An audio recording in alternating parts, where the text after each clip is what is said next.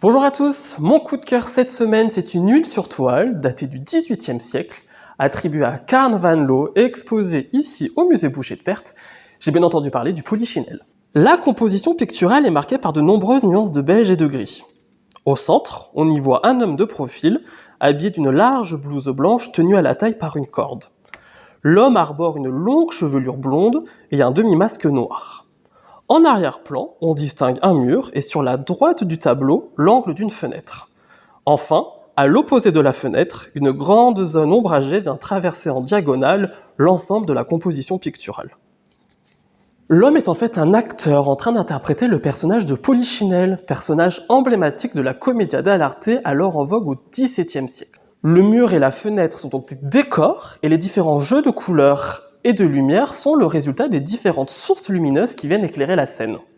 Regardez la main droite de l'acteur. Elle a l'air de se détacher de l'arrière-plan, laissé lui dans la pénombre. Inversement, le dos du personnage est dans l'ombre alors que le fond est éclairé. Ceci permet d'accentuer le bouffant de la blouse.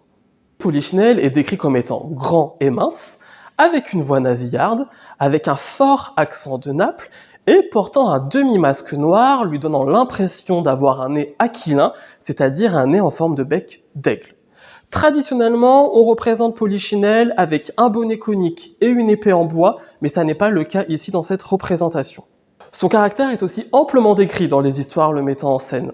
C'est un caractère qui est dit ambigu et contradictoire et qui n'a qu'une seule vocation, faire en sorte que Polichinelle parvienne toujours à ses fins.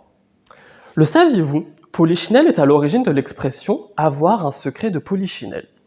Cette expression, utilisée pour parler d'un secret mal gardé et connu de tous, tient son origine d'une histoire mettant en scène Polichinelle, un roi, et Monsieur du Bugolin, le grand majordome du roi. Polichinelle, qui déteste ce grand majordome, va répandre une rumeur dans laquelle il précise que Monsieur du Bugolin a le corps recouvert de plumes. Évidemment, et pour faire bonne figure, il va divulguer cette rumeur auprès du roi et de certains membres de la cour royale en leur faisant promettre de ne pas répéter ce secret. Et évidemment, tout le monde finit par être au courant de ce secret, tout le monde, sauf Monsieur du Bugolin. Et c'est ainsi que naît un secret mal gardé et connu de tous.